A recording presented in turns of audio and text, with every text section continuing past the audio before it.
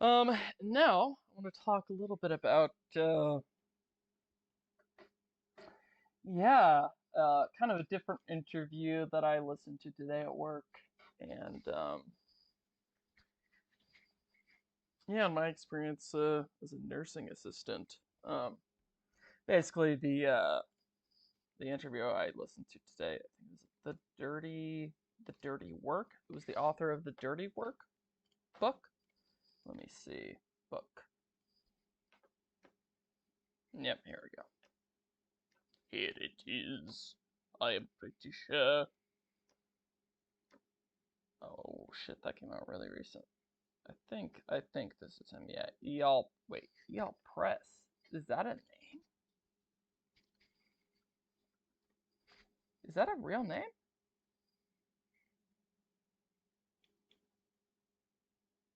Yeah, this is him. Yeah, okay, yeah. Wow, okay. Jeez. Well, this guy wrote a book called mm, "Dirty Work: Essential Jobs and Head Full of Inequality in America." And he talks. This is what I want to talk about. He talks about a few categories, but he talks about poultry workers and I believe it was like mental health workers in prisons. And he makes a claim that I think is true and was super pertinent to me when I worked as a certified nursing assistant. Basically, the claim is uh, you're in these environments where a bunch of really grotesque, dehumanizing stuff happens. Um, because that's just how the system works. And basically, you're going to have people who see this and are like, this is terrible. I feel bad. So they'll leave the job. Okay. But you have a bunch of people who can't leave their jobs. And so they have to stay at the job. They have to stay at this, yeah, in this horrific system. And he talked about mental health staff at a prison where they were unable to actually help the the the the people there up and and if they had tried to like have help and like kind of stop some of the things that they were seeing. An example of one of the things that they were seeing was the guards were not feeding the inmates and they murdered one of them using by locking them in a shower. They died of like being burned to death, basically scalded from the water. Okay. And these mental health staff were basically like, this is not okay. And this one girl, when she tried to do something about it, the guards when just left her alone, left her alone with prisoners. So you're basically like, okay, here are your options. You leave the job, or you stay and you try and make good change, positive change. And if you do that, you might die. Okay? So then you're not going to do that. So if you stay, necessarily you are going to have to get comfortable with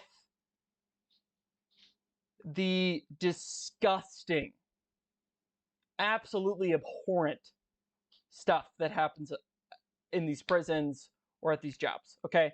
Now this struck me as particularly interesting and relevant because it was absolutely true.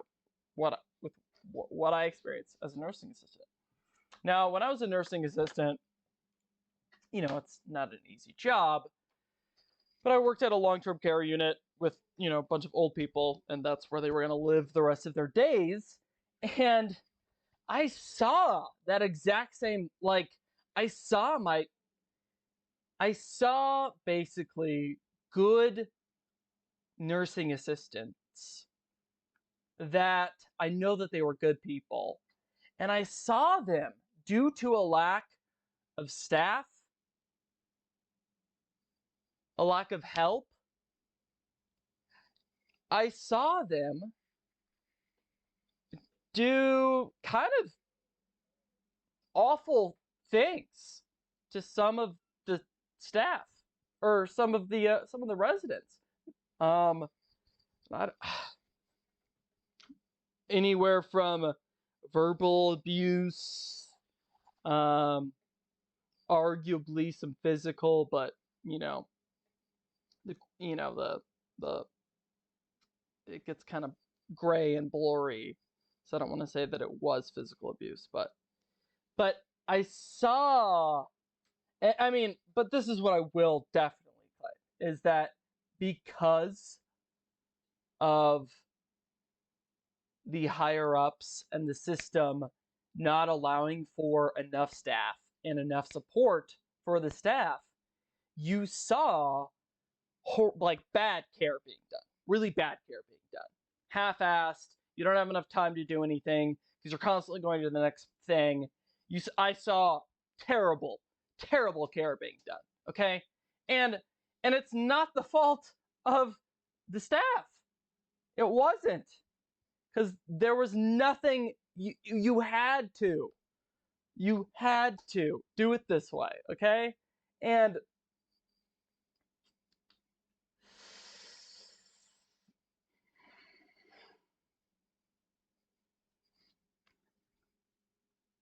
it made good people become worse. Okay?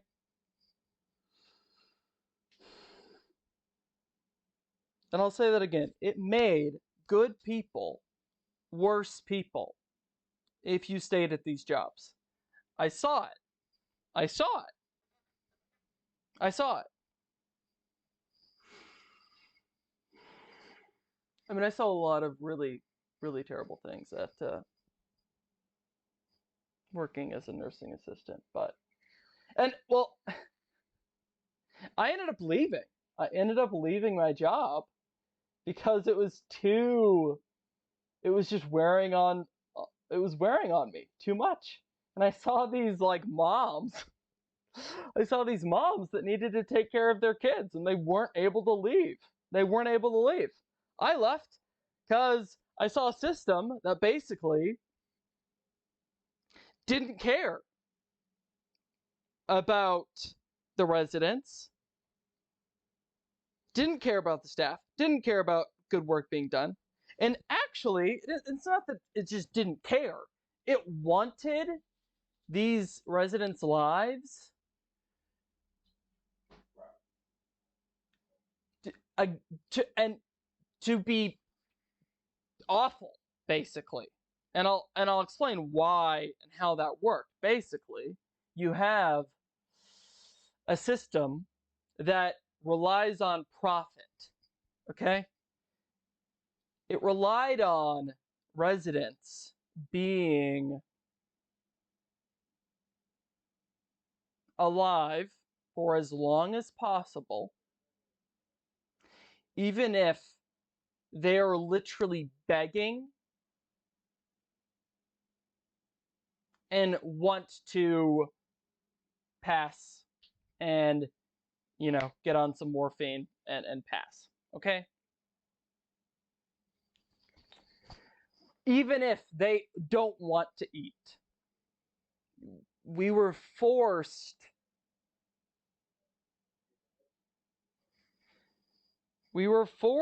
to, keep them alive as long as possible, even if they didn't want to. And that's because the system required, it didn't care about these residents at all. Okay? It didn't care. It viewed them as cash cows. Okay?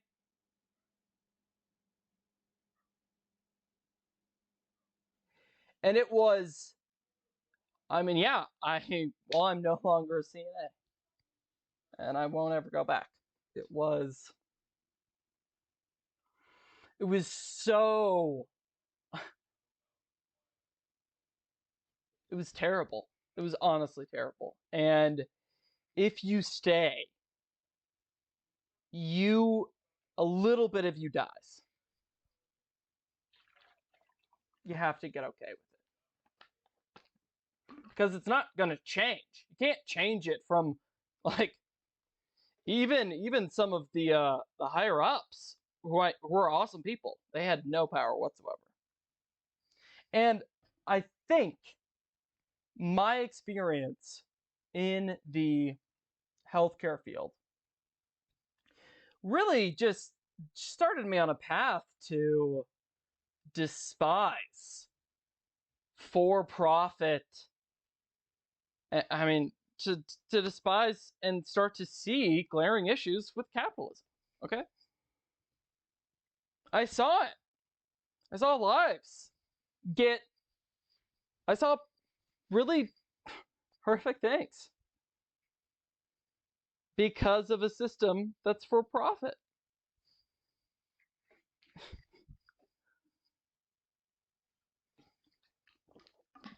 I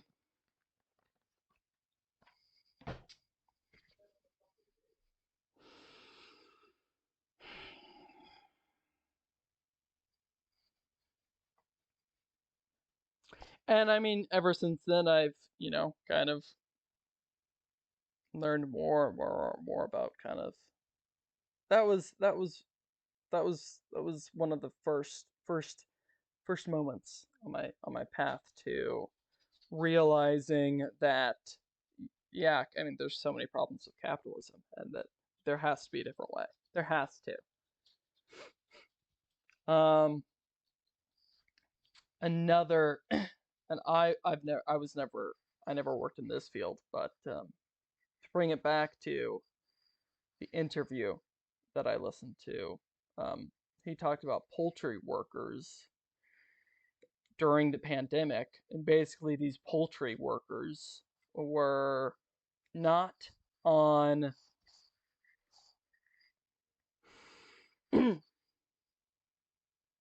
these poultry workers were required to, I should say, they weren't allowed to use the restroom during their shift. And these workers had to wear multiple pairs of pants or a change of pants because they weren't allowed to use the restroom. But and and people would work that job because you have to. What is the alternative in a lot of the cases? You'd starve to death. Okay? You're gonna have people who take these jobs necessarily. They will take these jobs and they will be, yeah, treated inhumanely. And I heard that story of these poultry workers, and I mean, we've heard stories of same similar thing being done in Amazon warehouses. But and I worked at this place and was talking with some of the people who work in customer service, and one of my coworkers, and they had a customer uh talk with talk with the talk with my coworker and be like, where were you? Like, my coworker said, I was using the restroom. What can I help you with? And this customer berated my coworker and literally told my coworker to wear a diaper next time.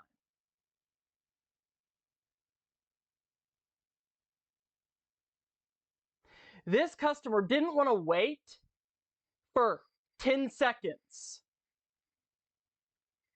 and told another human being, wear a diaper, an adult, to wear a diaper so I don't have to wait 10 seconds.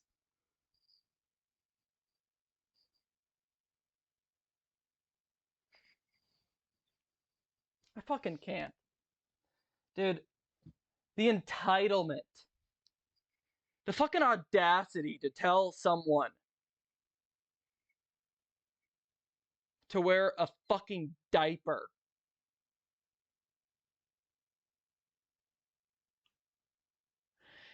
Thankfully, where I worked, we didn't have to wear diapers. But these poultry factory workers and people at Amazon, and I'm sure at other places, have to in order to live. I don't know.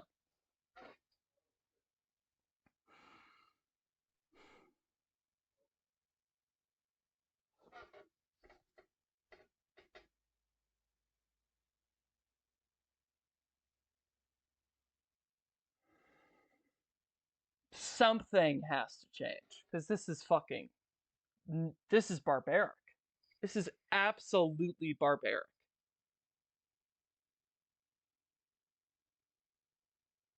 Workers need more rights, more power. Thankfully, during the pandemic and recently, there's been a kind of a wave of labor, of strikes. Actually, I think there's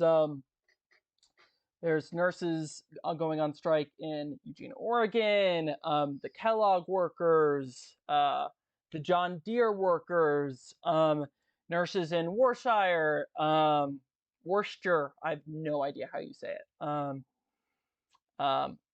Across the country, nurses are going on strike. I thought there was another one, but it's escaping me. Let's see. Workers. Actually, there was no. Oh gosh, I hope I can find this video because it was amazing. Oh God, if I didn't retweet it, I'm going to be sad. Profile. Let's see. Here it is. Yes, I love this. This was amazing. In a wave of labor stoppages across the country, there is a new militant spirit in the American workforce. Workers want more, and they're willing to strike to get it. This morning, 10,000 workers at John Deere hit the picket lines in Iowa, Illinois, and Kansas.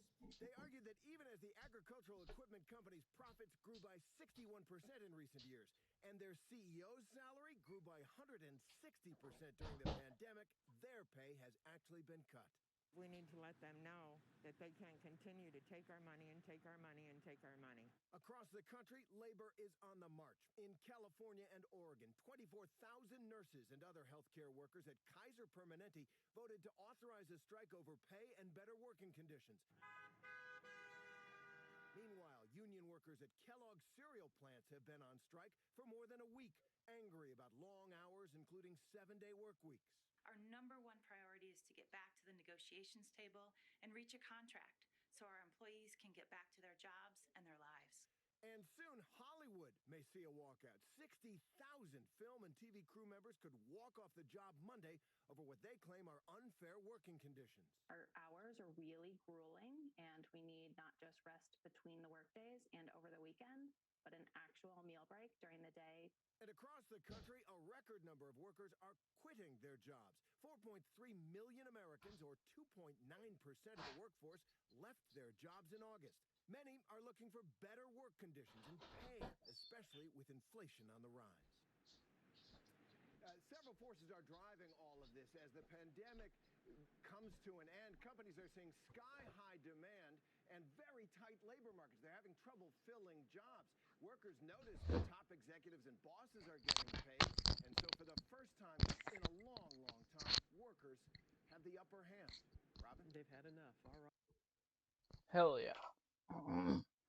Loved that video. Oh my god. Yeah, I was blown away.